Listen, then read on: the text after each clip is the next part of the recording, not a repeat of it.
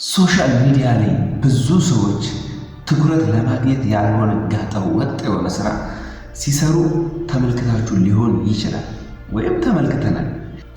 እቺ ልጅ ግን ተመልካችን ለማግኘት ያደረገችው ነገር በጣም ዘግናኝ ነው። ስሟም ሳራ ይባላል። እድሜዋም 16 ነው። ሳራ የምትፈልገው በጣም ፌመስ መሆን፣ ታዋቂ መሆን፣ ታዋቂ ቲክቶከር ኢንፍሉዌንሰር መሆን ትፈልጋለች። ነገር ግን እንደምትፈልገው ለመሆን ላይክ፣ ኮመንት፣ ቪው ምናምን የምትፖስታቸው ቪዲዮዎች የላቸው። የሆነ የተመታ ሀሳብ ማሰብ ትጀምራለች።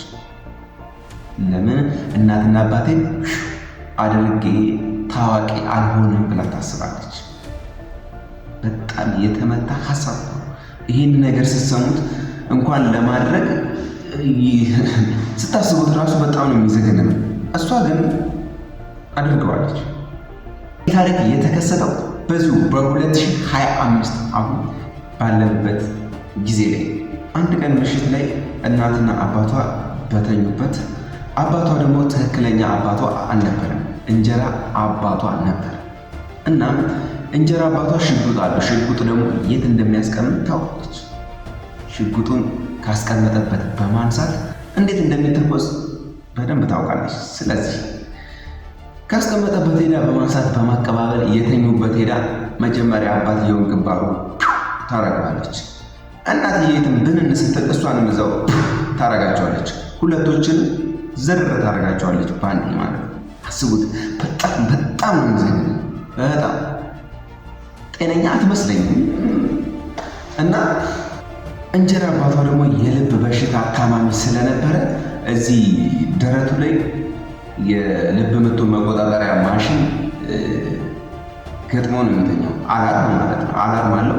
የልቡ ምቱ ከፍ ሲልም ይጮሃል፣ ዝቅ ካለም ይጮሃል። ስለዚህ ተነስቶ ማድረግ ያለበትን ነገር ያደርጋል ማለት ነው። መድኃኒት መውሰድ ካለበት መድኃኒት ይወስዳል እና ሲሞት የልብ ምቱ ይቆማል። የዚህን ሰዓት ሳራ ትደነግጥና ሽጉጡን ደባብቃ ሄዳ መኝታ ክፍሏ ትተኛለች።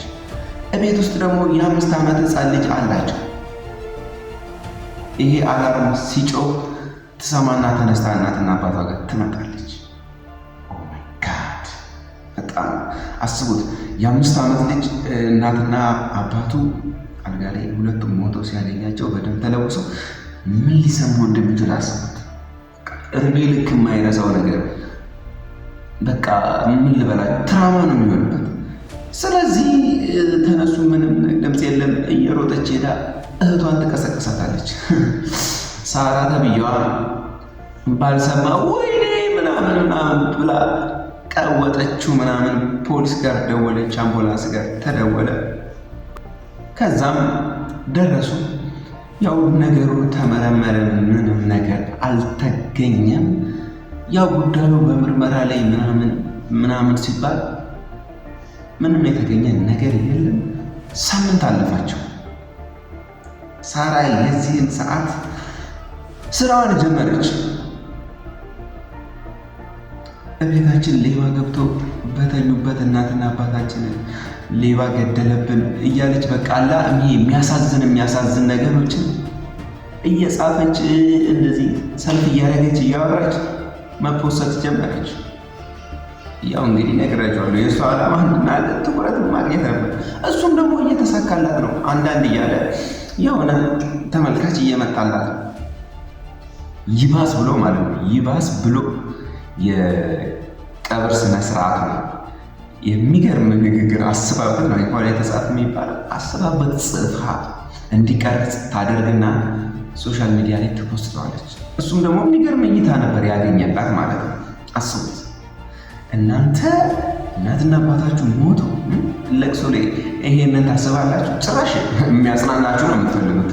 እሷ ግን ይሄንን ታደርጋለች። አስቡት። ያው እሷ እንግዲህ ህልሟን እያሳካች ነው ማለት ነው። ከዛስ ያው ይሄ ነገር እያለ ይቀጥላል። ያው ቤቱ ውስጥ ቃል በቃል የምትናገራቸው ማለት ነው የሰውን ልብ ለማሳዘን አሳዛኝ ለመምሰል እናትና አባት የሌለበት ቤት ውስጥ አንድ ሌሊት እንኳን ማደር እንዴት ነው የሚያስጠላው። ጠረናቸው ናፈቀኝ፣ ድምፃቸው ናፈቀኝ እያለች ትፖስታለች፣ እያለቃቀሰች ትፖስታለች። ያው እንግዲህ ህዝቡም ይህን እያየ እያዘነላት ምናምን ተመልካች ማግኘት ትጀምራለች። ነገር ግን ይሄ ነገር እስከ መቼ ይቀጥላል? ከሆነ ጊዜ በኋላ ሰው ይሰለቻል። ሌላ አዲስ ነገር ይፈልገው፣ አዲስ ነገር ማየት ይፈልጋል። ይሄ ነገር እየቀነሰ መጣ። ሳራ ግን ይሄን ነገር አሁንም አላቆመችም። ቲክቶክ ላይ ትላልቅ አካውንት ያላቸው የወንጀል መረጃዎችን የሚያቀርቡ ፌመስ የሆኑ ቲክቶከሮች አሉ። ለነሱ ይሄንን ስቶሪ በውስጥ ትጽፍላቸዋለች። እንደዚህ ቤተሰቦቻችን እንደዚህ በሰው ተገለው ምናምን ብላ በደንብ ጽፋ ትልክላቸዋለች። እነሱም ደግሞ ይሄንን የጻፈችላቸውን በደንብ ይዘግቡታል። ከዛ ሳራ አሁንም ትፈምሳለች። ከዛ በቃ ሁሉንም ነገር ረስታው፣ ሀዘኑንም ረስታው እንደ አዲስ እየተቀናጣች ቪዲዮ መፖስት ትጀምራለች። ይሄ ትክክለኛ ፎቶዋ ነው እና እንዳልኳችሁ ይሄ ነገር እንደዚህ ቀጥሎ ፖሊሶች ግን መርምረው ምንም ነገር ማግኘት ስላልቻሉ አስቡት፣ ሌባ ቢሆን ገሏቸው ብቻ አይወጣም፣ ዕቃም ይዞ ይወጣል። ጠላት ነው እንዳይባል ደግሞ ጉዳዩ ተጣርቶ ምንም አይነት ጠላት የለባቸው። ስለዚህ ፖሊሶች የሆነ ነገር መርምረው በቃ ምንም ነገር ሲያጡ ጭልም ያለ ሲሆንባቸው የሚመጡት ወደ እናንተ ነው። ለጥያቄም ለምንም ለአንዳንድ ነገር የሚመጡት እቤት ውስጥ ያለ ሰው፣ ሰፈር ላይ ያለ ሰው ነው መጥተው የሚጠይቁት። ያው ሰፈር ላይ ያለ ሰው ሲጠይቁ እነሱ ምንም ነገር የለባቸው። ስለዚህ እቤት ውስጥ ያለችው ሳራና የ5 ዓመት ህፃኗ ልጅ ነች። የ5 ዓመቷ ደግሞ ይህን ነገር ማድረግ አትችልም። ስለዚህ ሳራን ለአንዳንድ ጥያቄ ብለው ወደ ፖሊስ ጣቢያ ይወስዳታል። ሳራም ትጠይቃለች። እንዴት ነው ጠላት አላችሁ ሆይ? ያለውን ነገር እቤት ውስጥ እንዴት ነው? ጥይት ሲተኮስ ሰምተሻል ወይ? ትጠይቃለች ያለውን ነገር።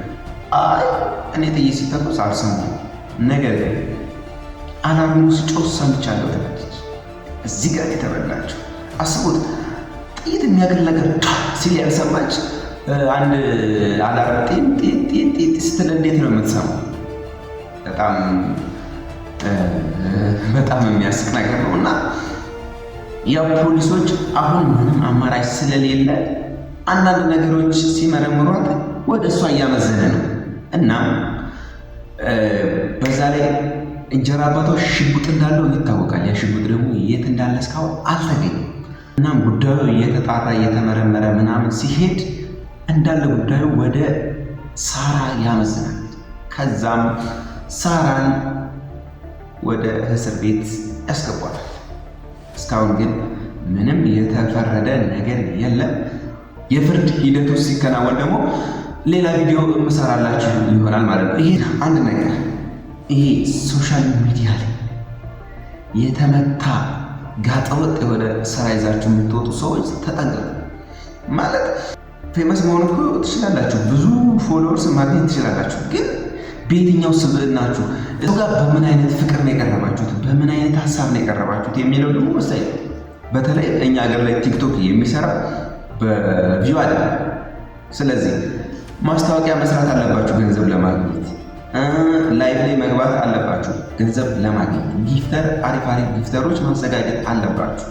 ይሄን ለማድረግ ደግሞ እናንተ ጥሩ ሰው መሆን አለባችሁ፣ ጥሩ ነገር ይዛችሁ መውጣት አለባችሁ።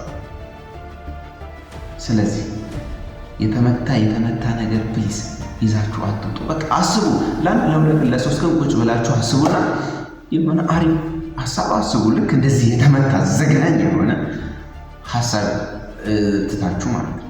እና ብዙ እኛ ሀገር እንዳውም በቃ ብዙ የተመታ ምን አይነት ቪዲዮ እንደሚሰራ እናውቃለን። ግን ተጠንቀቁ።